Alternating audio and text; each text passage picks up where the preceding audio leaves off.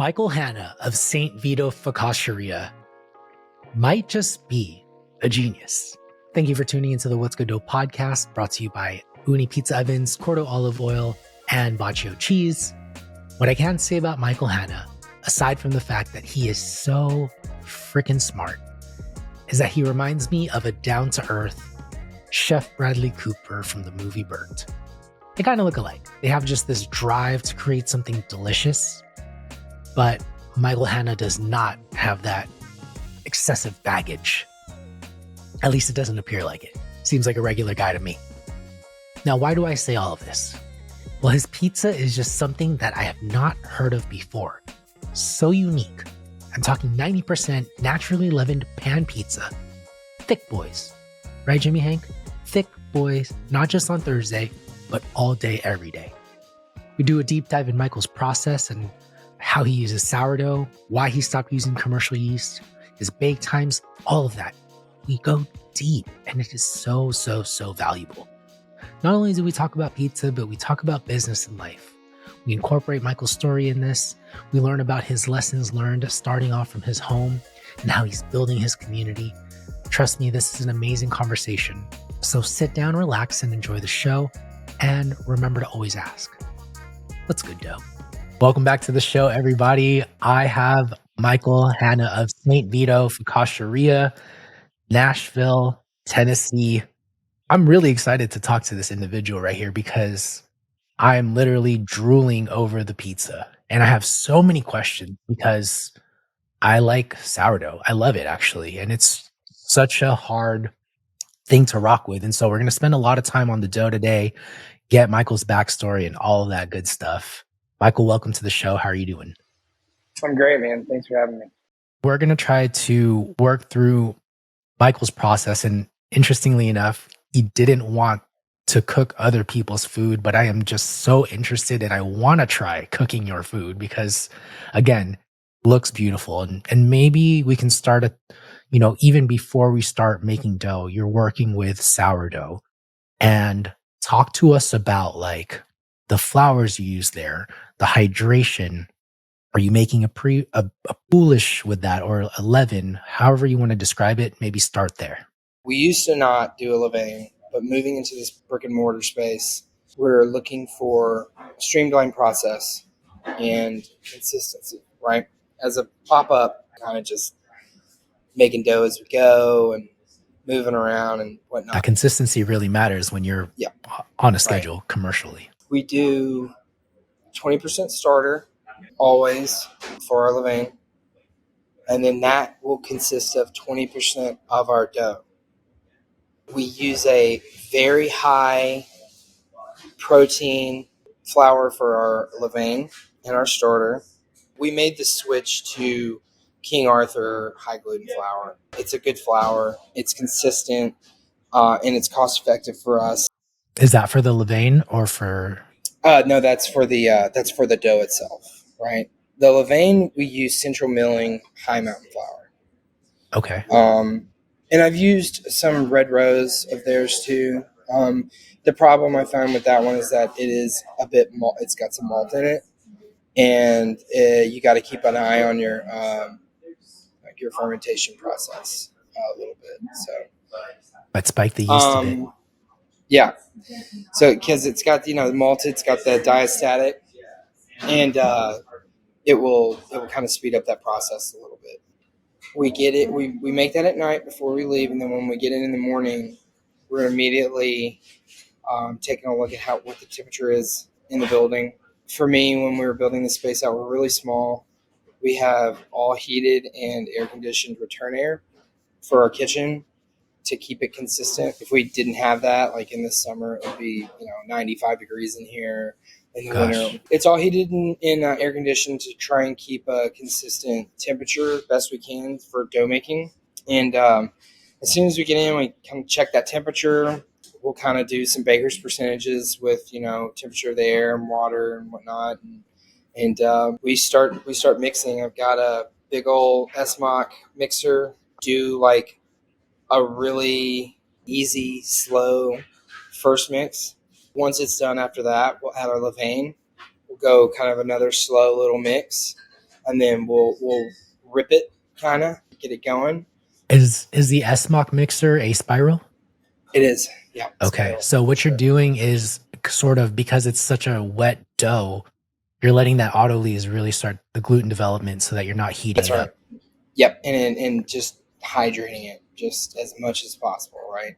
It'll come together on the high speed. I think there's a lot of variables there, and I think with making it over and over and over and over and over again, you just kind of like figure out like kind of what it's going to do. Every bag of flour is different, regardless of what they say.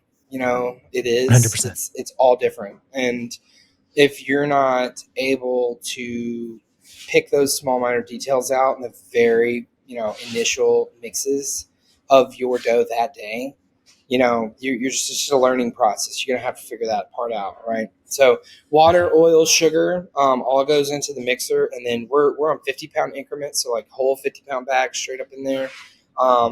One little nice mix, it's like 2.5 minutes, 3 minutes just to get it shaggy, kind of mixed together. 1 hour autolyse. We come back to it, add our levain, another quick like 2-minute mix, and then we rip it on speed 2 so it starts to come together. Once it starts to come together, we'll fold in our salt. We fold in our salt, and then it goes directly into tubs or proofing boxes. The sugar and the oil, is that with the rip, or is that when you're folding the salt in? So I think maybe this is something that we do. It's like, well, whoever said you couldn't? It's like Many ways to skin the cat. Right, yeah. So when we put all of our water, sugar, and oil into our container, and we hit it with a immersion blender, a big one, and we mix it all up. Ooh. It's all mixed up, and it kind of emulsifies, honestly. The oil emulsifies into the water with sugar, because the water's never hot, right? So it's always kind of cool. And it goes directly into, and we only use sugar in the raw. We don't use white sugar. It's only sugar in the raw.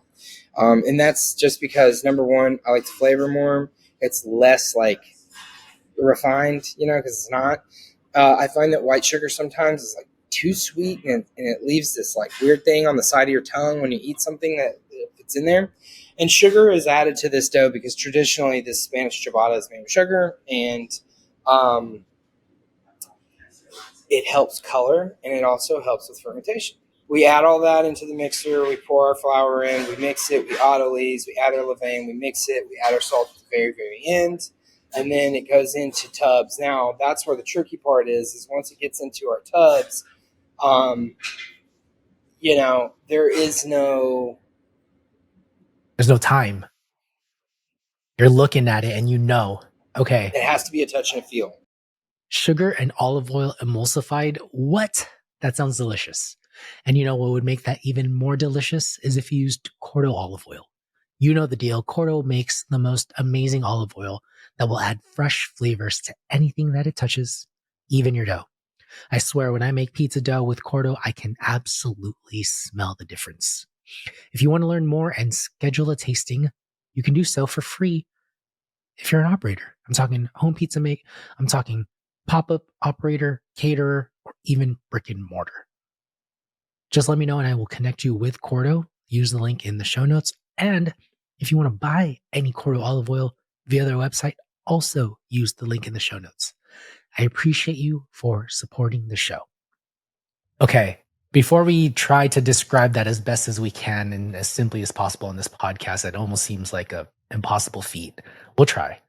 Yeah. Oil percentages and sugar percentages. And when you say 100% hydrated dough, is that 100% water, or is that 100% including the oil? Well, so it's the levain is 100%, and then the water that goes in is going to be at 90. 90, okay. So when I make the dough versus, if I train somebody to make the dough, I can just kind of tell, like, the flour batch that we have. It's like, hey, yesterday it was a little loose. It didn't really come together right. Let's drop that 90 to 80 and then keep that 100%. We never do anything other than 100% levain. It kind of can give or take, but rarely. When I'm first training someone on the dough, I will have them make it a little less, and then as we move week by week, we'll gradually increase that water back up, so that it helps them see what it looks like at a little bit lower percentage, and then see what it looks like at the really high percentage. At one point in time, we were using all mountain flour, right? The central milling. That flour can handle as much water as you want to give it. So like 110% hydrated, that sucker's just soaking it up and going. I have been like really nerded out. I think a little bit of like how I got it. I'm not a trained baker. I never worked in a bakery. Sometime in the middle of my career, my dad and I started an organic vegetable farm outside of Memphis, Tennessee, in Arkansas on our family land. I was working for Andy Ticer and Michael Hudman. They've been on all the Beard Liz and all that good stuff for years. And I was working at their fine dining restaurant. And then on my days off, I was driving back to my dad's house in Arkansas, and we were working on a farm. I was growing little vegetables and whatnot just for the restaurant. We were bringing them in, whatnot. Well, that kind of grew into like a real interest on learning, a business side of things, fresh food, the difference in flavor of carrot picked from the ground, carrot bought from, whatever distributor you have that's been flown halfway across the country or driven. But we started growing wheat. And I got really into learning about wheat and milling. And I never baked then. This was like 14 years ago. I never knew, I just think that, I think it's kind of fate, that knowledge that I gathered while growing wheat, different types of emmers and einkorns and whatnot, kind of helped me later in life whenever I started baking this bread and I understood all these different flours. And the nuances around water and absorption and all of that. Yeah. Because you knew that all of these wheats were so different from each other. Yeah, when we started doing this too, or when we were opening the brick and mortar, I was like, we were putting a little spelt in the dough, and we were putting a little of this in there, and we were really experimenting with it because it was like, okay, finally I have my own space. 3 years as a pop-up. I'm really going to make the most of it, right? But quickly, I think you learn that the most important aspect of running a business is consistency, that you're offering the same exact product every single time somebody walks in. And when you deal with all these specialty flours, you're never going to get a consistency. Because like we said, even though every King Arthur bag is a little bit different, you're talking about big differences when you're talking about fresh milled spelts and rye and emmers. Like those things, they're so active. Sometimes you don't even get a chance for fermentation. They just go, it just overproofs immediately, especially like in the hot summer in the South, it's, 90% humidity half the time all summer. It's like, it's tricky. So super interesting. So from the mixer into the boxes, it's a feel thing. It's stretch every 30 minutes, stretch and fold. So you're not mixing to full gluten development? No. I am to an extent. Once it starts to lift off the sides of the bowl and form what we kind of describe as butt cheeks, going around the arm. We're like, yeah, once you see little butt cheeks, shut it off, Let it rest for a second before you take it out of the bowl. And why do the stretch and folds versus just like fully getting it to like this like super white color and all of that? Is it possible? Yeah, it's possible. It's a long mix. It heats it up is what I found, and it makes the temperature rise, which is going to kind of cook your dough a little bit. What if you just use like ice water? Could. Like we said, from a consistency level, it's easier for us to say when it starts to look like this, you take it out. When it hits the boxes, you stretch and fold every 30 minutes. That is a touch. That's me teaching other people. This is what it feels like. This is what it feels like on your first stretch. This is what it feels like on your fourth stretch. This is what it feels like on your fifth stretch, right? It only takes like making it 2 or 3 days in a row for it to click and just be like, all right, this is my fourth stretch, and it is going. It looks totally different than what it looked like when it went into the box. It's super glossy and shiny. It's real creamy. It pulls real nice whenever we pull it up. Like that's them learning. Then I don't have to be next to them all the time, being like, all right, do this, do that, right? So like they get the feel of it.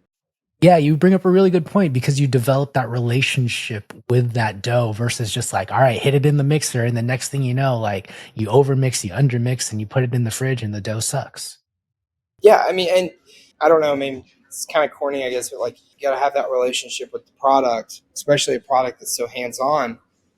And for however long we've been on this planet, we've been making most of the time, aside from the past 100 years, we've been making bread by hand, right? So like the feel of it is natural to humans, I guess, and then you invent the mixer and mass production and commercial yeast and all these things and whatnot, and it kind of changes everything. But like how are you supposed to know what it is if you're letting the machine do all the work, especially when it comes to something as volatile as a fermentation? And you can feel the dough, like when it's ready to go into the walk into retard, like you can feel it in your fingers. I always ask people to like pinch the dough, and if it feels like when you're pinching a sponge, like a wet sponge, little bubbles all in there, kind of popping in between your fingers, like it's ready, like it's forming, it's going. In each stretch and each fold, like you're just building more strength and building more layers and more little secrets so all the gas can get stuck in there to form you a beautiful crumb. And that's what we really go for. And that's kind of the process because we don't bake like other pizzerias, right? We parbake everything. We bake no sauce, no anything, because the important thing for us is that we have that integrity of our crumb. Like you see that crumb, and then we're able to pick those up to order, and then we top everything off of that, after that. I don't know too many people that do it that way either. I mean, I think there are some, but it's just a little different. Commercial yeast, while we're on the topic, because when I was listening to your episode on Pizza City, which was fantastic, you blew Steve's mind. If anyone is, looking for more history or just more content with Michael, it was a great episode. So check that out. But you were using commercial yeast back then because of the inconsistencies of your pop-up. I'm assuming you're no longer using it now. What has been the biggest difference for you? I know you're kind of asking like the biggest difference between using the commercial yeast and versus not using the commercial yeast.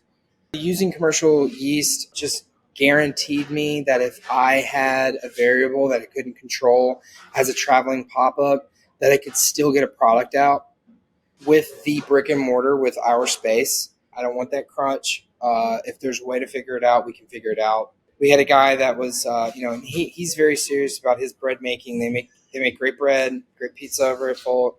He started a bread program at Rolf when they first opened, and then he hired a guy named Michael Madsen that is an incredible baker.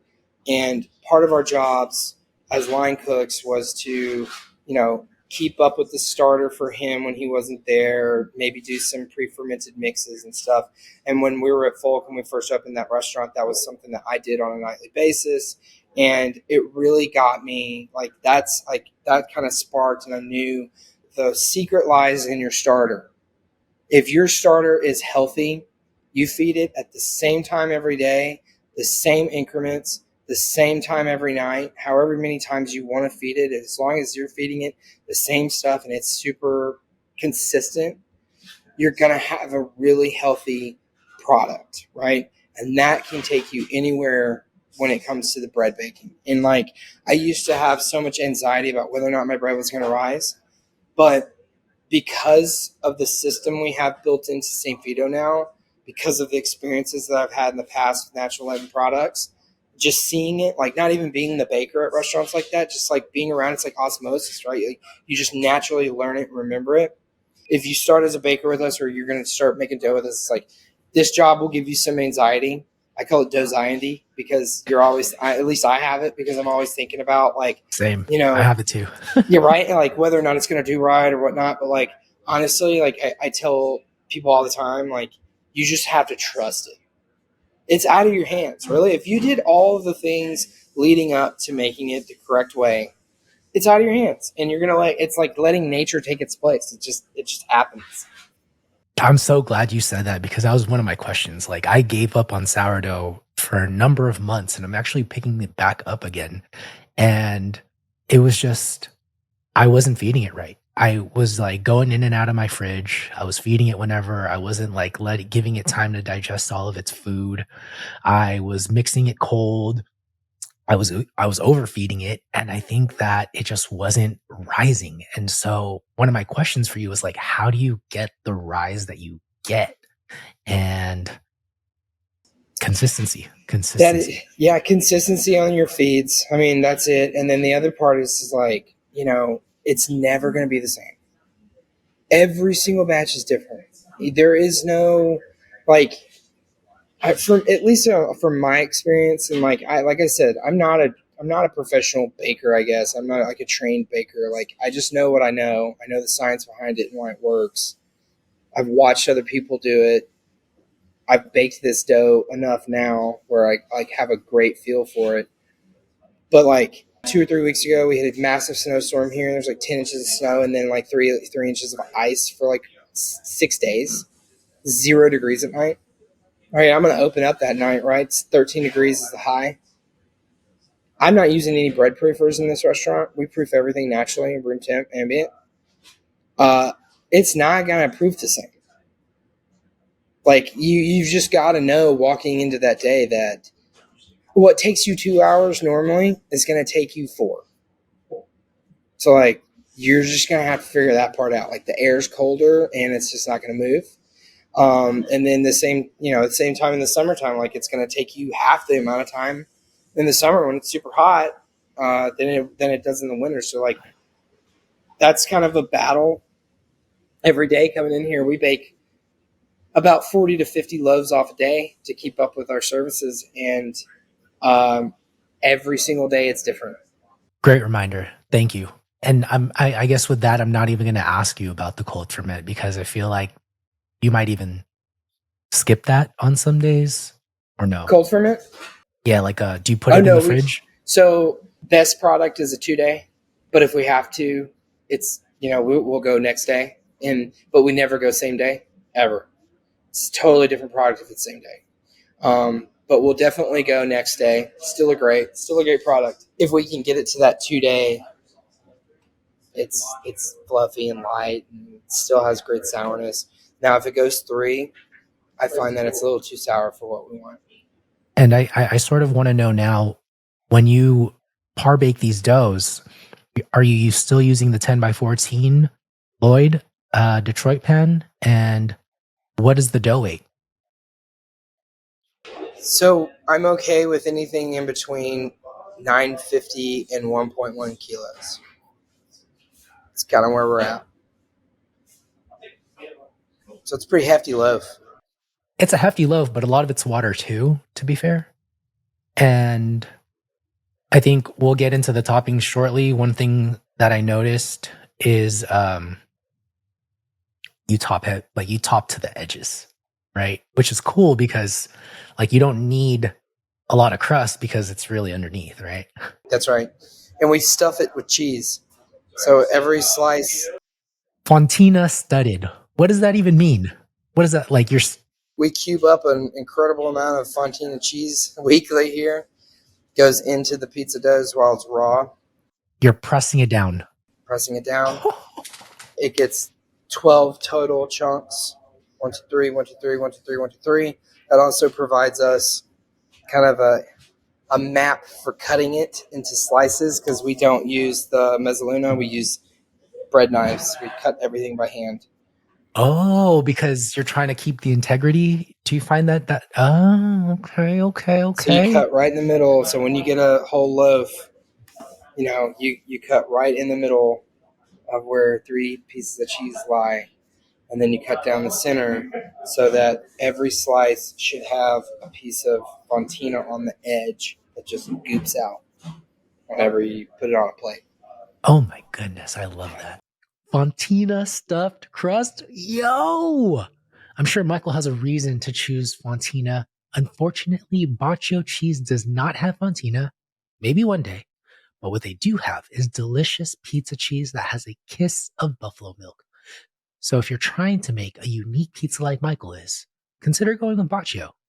Did I mention they're my favorite cheese for Detroit style pizza? They make an amazing white cheddar mozzarella blend that just tastes so buttery. So good. My favorite for sure. If you're interested in learning more about Baccio cheese, I'd greatly appreciate it if you reached out to them and checked them out. Use the link in the show notes or just DM me and I'll connect you with them. And then we like have those like, you know, and then it's just like those little details and stuff. It's like every time we present a slice to a customer, like that edge is supposed to kind of point towards them. So that's the first thing they see, right? Is like that big chunk and the cheese melting out. It's like, oh, you know, obviously we get really busy and it's really hard to like concentrate on doing that. But like if it's there, we are always very cognizant of like put it where, you know, you eat with your eyes first. So. Wow. Genius. Bake time of the Parbake and temperature? Yeah, something we play around with a lot, honestly. Number one, it's like I have a triple deck electric pizza oven. Pizza Master. Shout him Yep. out. Right. And there's a few inconsistencies in there. And that's any oven. That's not picking on Pizza Master. That's every single oven you ever buy any time, right? Heard. It's so odd. Like when we first got the oven, my middle deck was just like ripping. But we use the middle deck the most to pick up all of our slices and our whole pies during service, and we pick that up at 500 degrees. We keep the top deck higher, so that we can do like, you know, pepperoni and get those cups blasted real quick, or a cheese pizza and get it done, you know, get it real quick. Or we pick up stuff on the line, like we have like a jumbo shell that we stuff with like crab, like crab dip, pretty much. We put into like a pink sauce. We like throw it in a little saucier pan, put a top on it, pop it in that 600 top deck. It takes like 7 minutes. Pull it out. It's perfect. Done. And then our bottom one, we'll keep it like 350, 400. We see the restaurant getting really, really busy. We see online ordering starting to come in. We'll fill that sucker up with like 10 pies, right? Brings them up slowly and keep getting like they can stay at that nice, consistent temp. And then all we got to do is pull from the bottom to the middle. Boom. We have them instantly. And then, you know, each pizza has 6 slices in it. And that gives us the opportunity to like just get it out fast, right? Like that's kind of our whole goal is like get that out fast. But when we're baking from raw,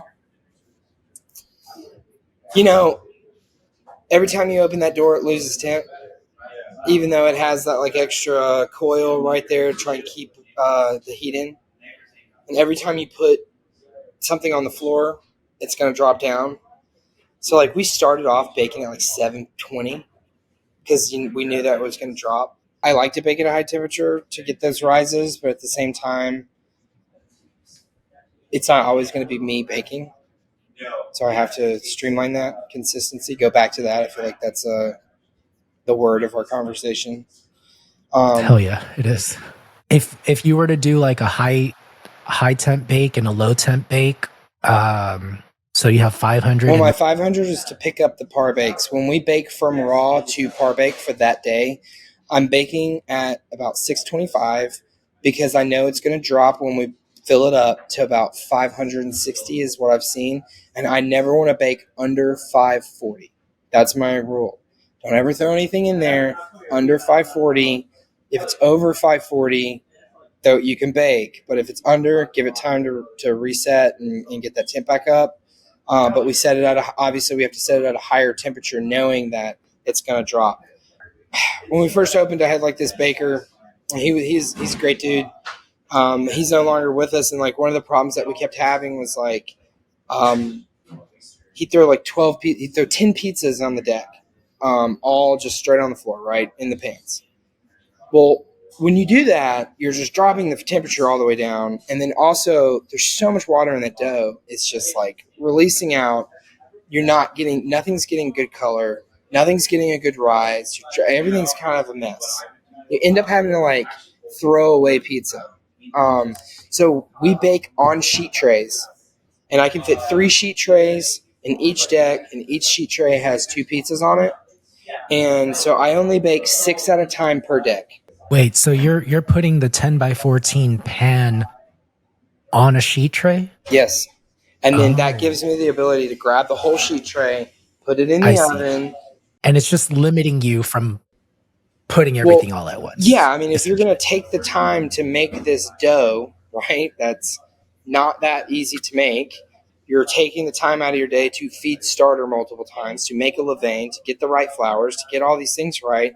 And then if you're going to bake and you're just throwing it in there haphazardly and being like, whatever, it's like, no, what's the fastest, most consistent, like, smartest way that I can cook and I can create this product in a streamlined manner?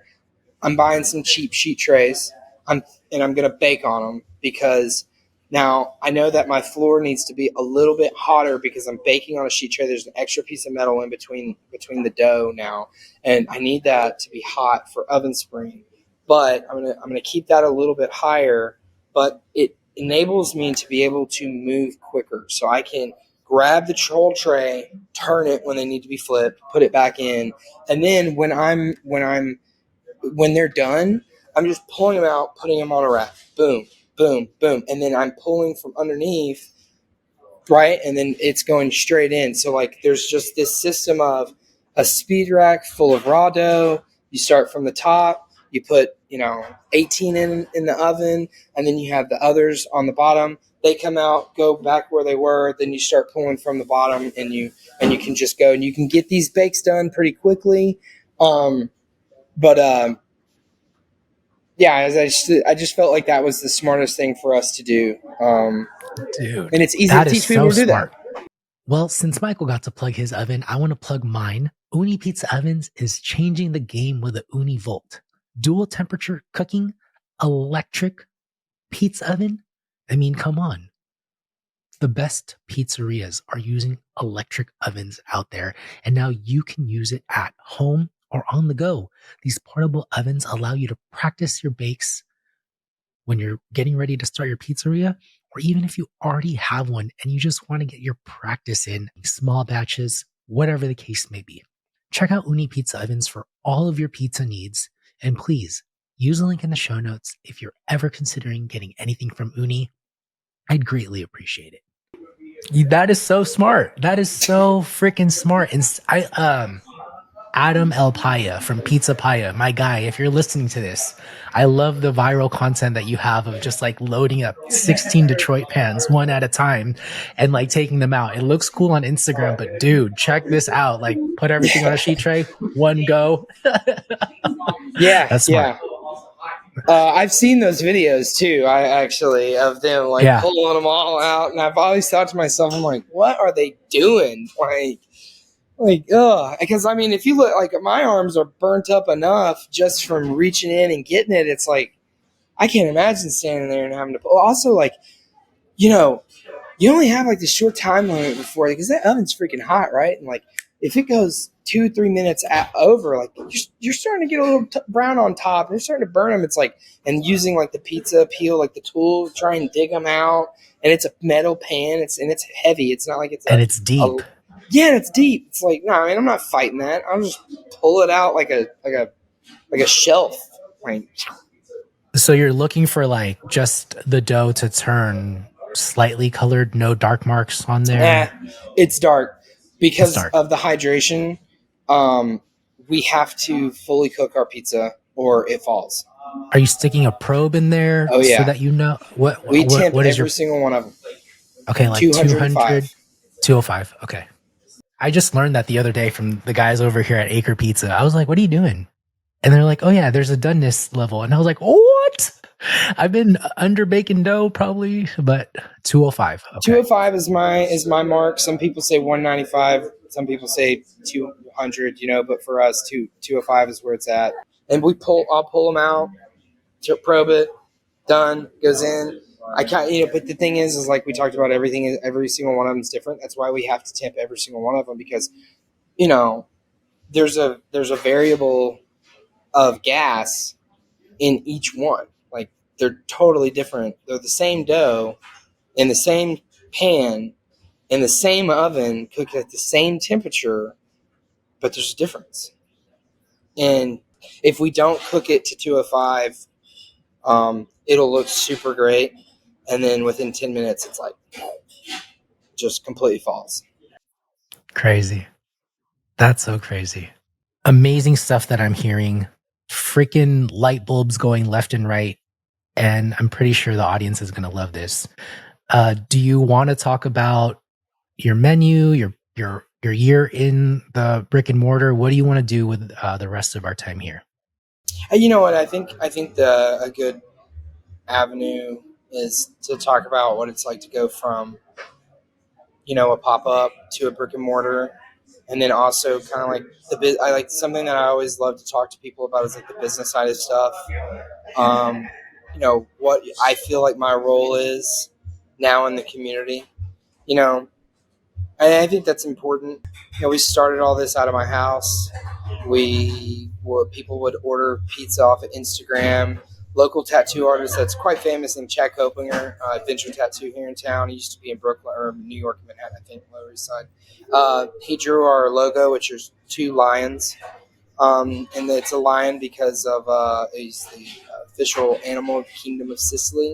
And my grandparents are Sicilian. My mom's side of the family is Sicilian, so it's something I always wanted to do was like maybe have like a Sicilian style restaurant. So that's what we kind of try to put forward here is like Sicilian style Sfincione pizza, and then all of our small plates need to be some sort of Sicilian derived idea. Nashville is it's a hot city. Everybody's moving here from everywhere. There's all kinds of huge restaurant groups from New York and Atlanta and Chicago moving here. And, that kind of dumps on the local crowd a bit. Rent prices and everything are really high. And it's kind of absurd, actually, how high some stuff is. Somebody contacted me last week and they were like, $86 a square foot, down the road. You're $30,000 rents. It's like for 2,000 square foot space. It's like, who's do you want business to be profitable here or not?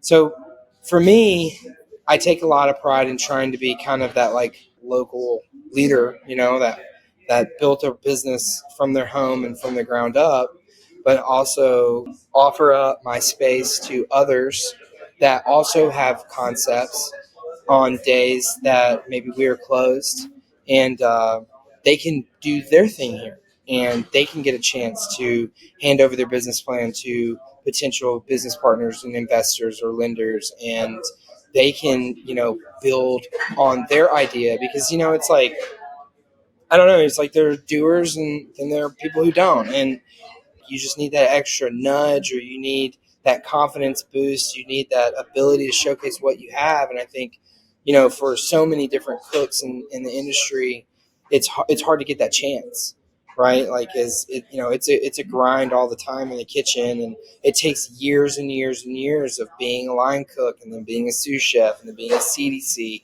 and then it's like, over those years, and that's normal for any industry, right? But like, we have a pop-up every Monday, Tuesday for the next few weeks called Foxton Izakaya. And one of the guy that runs it has been doing it in town for a few years now. He's obsessed with like handmade Japanese noodles and like really proper technique, broths and ramens and stuff. And he works for me. He was talking about doing like residency and doing some other stuff in another spot in town. And he's like highly valuable, to our team. And it's like, well, why don't you just do it here? Like, I would rather you be able to work in this space and feel like you are home here with us and do your concept, and I like give you the opportunity and the chance to showcase what you have going on.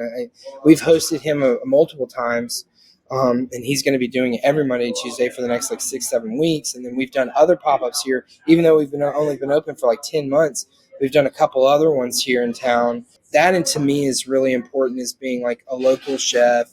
I have 2 kids. I own a house here. Like, I am part of this community, and I have this space that we built very intimately. We have 13 seats that sit at a bar that look directly into our kitchen, and all the cooks and stuff serve you and pour your water and explain dishes and have conversations with you. Well, I built it that way because you literally used to walk into my house and buy a pizza from me. That's how this started. And I feel like it's very important to have an intimacy between business and customer, chef and customer. And we don't want to be too stuffy here. We don't want to wear white gloves and have tablecloths, right? We want it to look nice. We want you to feel good. We want you to have fun in here, but it's going to be loose. It's going to be a little loud. If you're acting up, we're going to ask you to leave. If you're having a great time, we want you to stay. And I don't know. I think for us and what we do and our motive of creating a good culture to work in, everyone's nice to each other.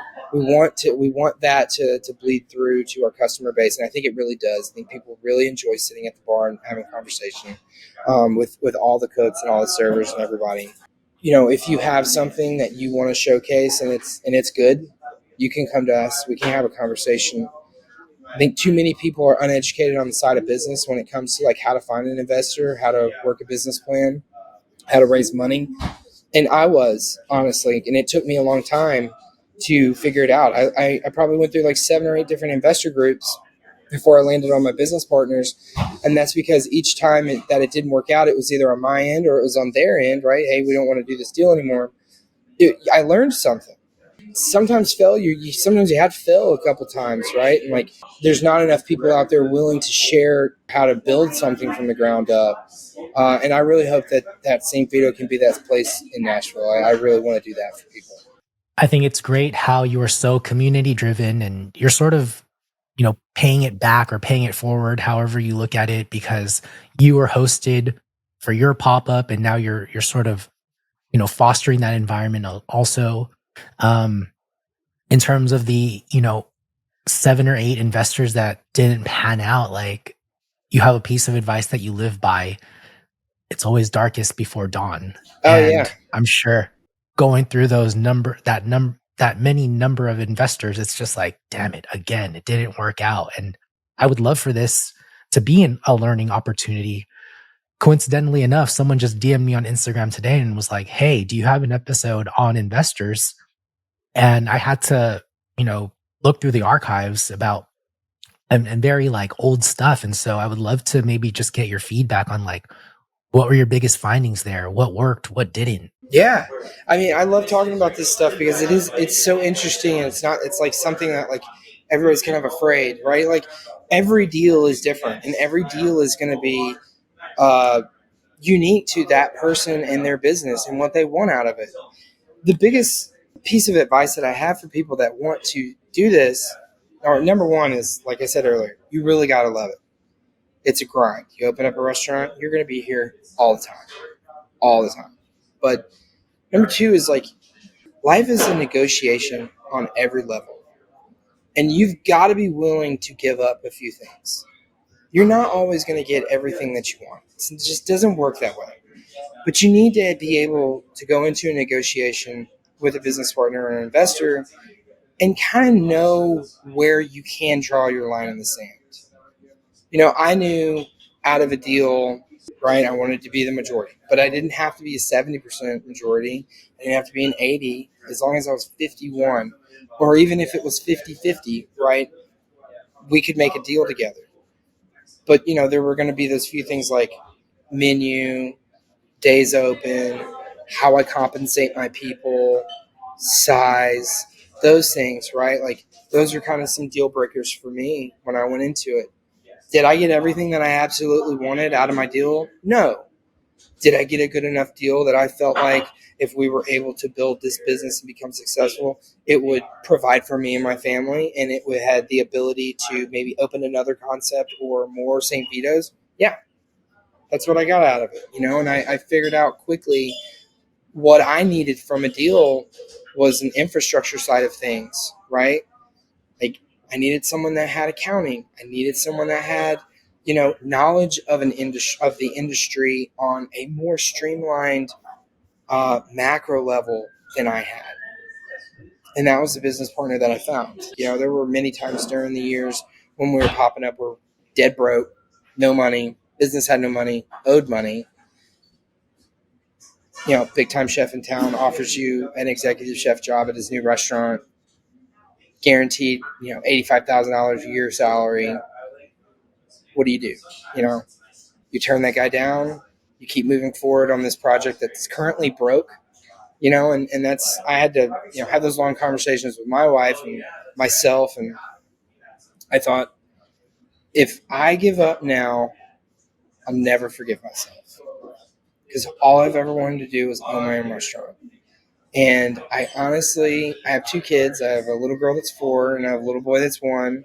But at the time, we didn't have the boy, we had just the girl. And I thought to myself, if I have to tell her that I started a business and then I just gave up, it would kind of break my heart. And I think I'd hate myself. So, you know, I just decided kind of when that all was going on, I was like, I'm not going to let anybody stop me on this. Right. Like, and that's the same mentality that I have now. It's like, right, it doesn't matter what happens. No, I won't be stopped. It's not going to, we're going to keep moving forward. We're always going to keep moving forward. I love what you said, because I was just listening to a podcast yesterday, and this creator that I was listening to, it took him like 5 or 6 years to get to where he's at.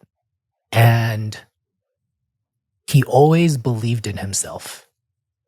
And when he was talking to his audience, he was like, I surveyed people on Twitter and asked, do you believe in yourself?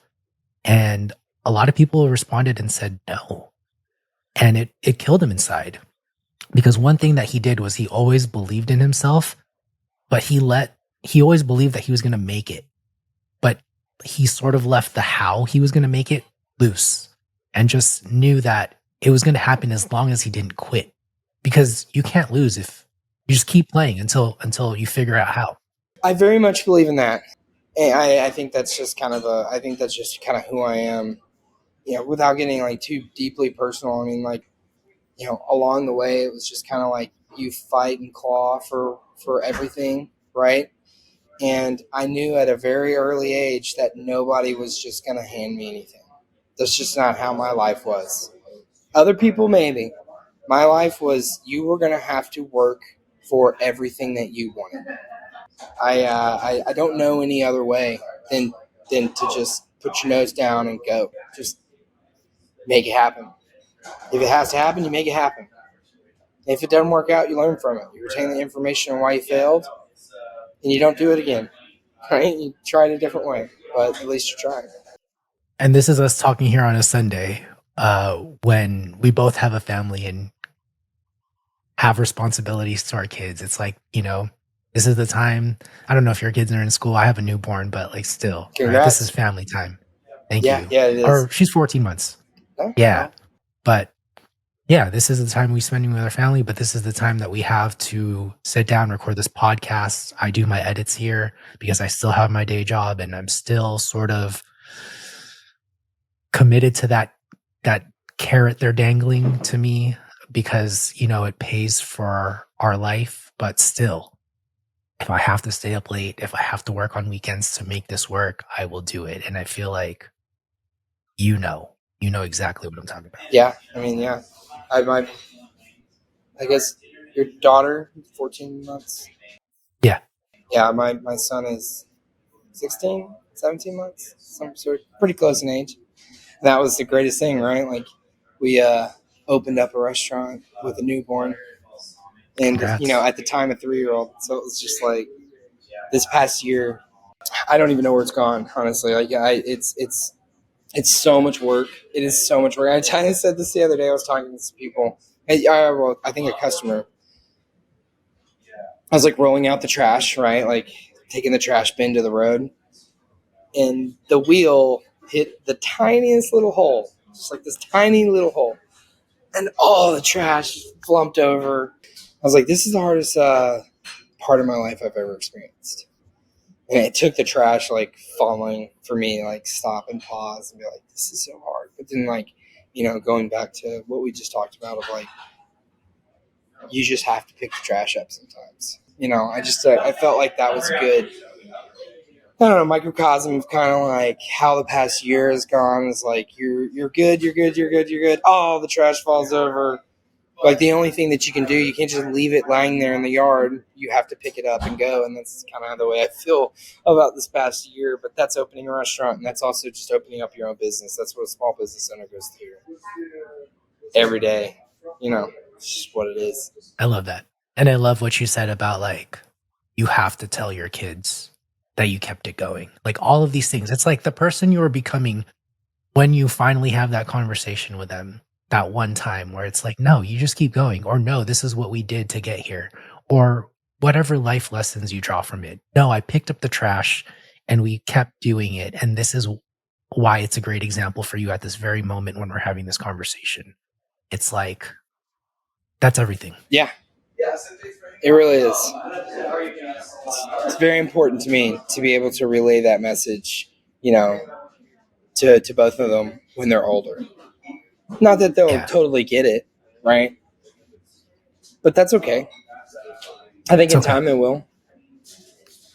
Well, in time, they'll see who their father is and the person they are because of their experiences. And eventually they'll associate it with Yeah, I everything hope that you so. I mean, did. that's the goal, and like Yeah. that's one of the reasons why I was so adamant about building this restaurant. I was like, I did want my kids to grow up in it, and like, I do make it a solid effort for both of them to come here on a regular basis, because I feel that it's important for, not only for me to see my kids because I miss my kids, but I think it's important for my staff to see my kids. And I think it's important for them to see me interact with my kids because they see me in here going, going, going. I'm a boss, whatever. I'm a business owner. I'm the chef, whatever. But like, there is other aspects of life. There are other things in life.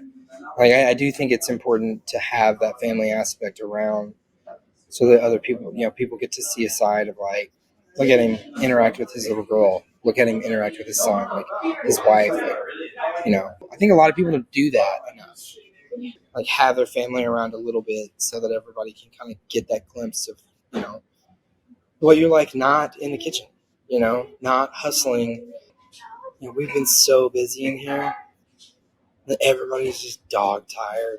We've been so busy. It's like you get a little grumpy towards the end of the week. You get a little agitated. But, it's good when your family comes in. You get some hugs and stuff. So it just kind of makes everybody a little bit more cheerful, hopefully. Everyone feels the hugs. And it sort of adds on to that community vibe that you're building. And I think, it's like they see a family, they're like, oh wow, I associate the owner, my boss, the head chef, however are looked at by your staff, and they're like, I respect that. I support that, and I'm buying in on the mission that this is what we're trying to build here. This Yeah. community thing, this local piece of Nashville, and Yeah. so I really dig what you're doing there. Yeah, man. Well, we're trying one day at a time. Michael, you've been very gracious with your time, and I always wrap up this podcast with one question. There's no right or wrong answer. Take it as it is. What's good dough? Hmm. What's good dough? Uh, Good dough is like a sense of welcoming community. Knowing what you're doing is right, or knowing what you're doing is good for others. You know, I don't cook. I don't. I don't necessarily. I don't cook for myself. I cook for other people because it brings me a sense of joy to make something. I know that I've been given a talent, and I know that I've studied under people that have helped sharpen my skills, and I know that if I can create something that makes other people happy. And I think about my mom growing up, and she's a terrific cook. And she would make these massive meals, Christmas and Thanksgiving, and she would never eat. And growing up, I thought that was so odd. Number one, it's because she tasted everything all day, right, for 2 days. But the other side of it is like I think I look at it now, and I think she just like had this over. She was overjoyed the fact that her kids were here, her brothers were here, whatever, family was surrounding her, and they were enjoying the fruits of her labor. And I think that is kind of what's good dough. That's to me, that's what's good. That's good dough to me. That's what that is. That is so beautiful. Thank you so, so much for being on the show and sharing. I really, really, really appreciate our time here. Yeah, I appreciate it, man. Well, there you have it. My conversation with Michael Hanna of St. Vito Focacceria. Michael, I was so, so impressed. I'm impressed by your story, your pizza, the way you run your business, everything. I cannot wait to go to Nashville and listen to some country music and eat your pizza at the same damn time. I don't know that people know this, but I am a huge country music fan, and Nashville's calling my name, but it's calling my name even more now because of your pizza. So thank you so much for spending the time with me and blessing us with this information. To you, the listener, I mean, come on. Michael's dropping knowledge bombs left and right. So you got to do me this one favor. Reach out to him and let him know what's good dough. DM him on Instagram. I'm going to link his contact in the show notes. And remember, any of the show sponsors that we talked about, they're going to be linked in the show notes too. So I really appreciate it. If you need any of them, ovens, cheese, olive oil, reach out to them right there. It'll support the show so much. Remember to share this episode with a friend if you think they'll enjoy it. Anyone in your mind that wants to do high hydration pizza, pan, sourdough, focaccia, pan de cristal, all that good stuff, share it. It would mean the world to me.